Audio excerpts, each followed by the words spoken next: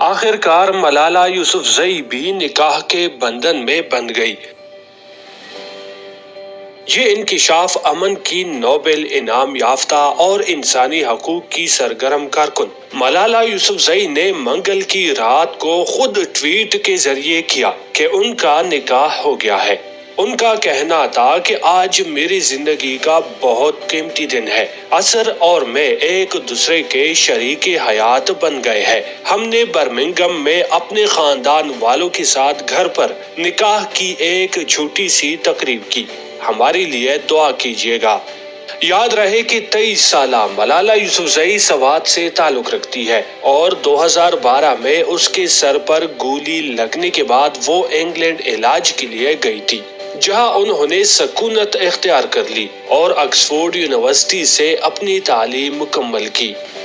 ملالہ یوسفزئی اور اثر ملک کے نکاح کی تقریب برمنگھم میں ملالہ کے گھر پر ہوئی۔ اس مختصر سی تقریب میں صرف اور صرف دلہا اور دلہن کے اہل خانہ نے ہی شرکت کی۔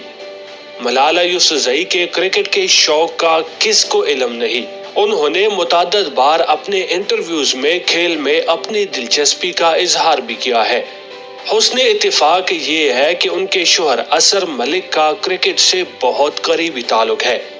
ملالہ کا شوہر اثر ملک کون ہے اور وہ کیا کرتے ہیں؟ چلیے یہ بھی آپ کو بتاتے ہیں۔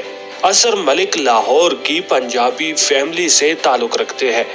اثر ملک نے لاہور کے معروف کالج ایچ.ایس.این کالج سے پڑھائی کی اور پھر Lahore university of management sciences سے فارغ ہوئے۔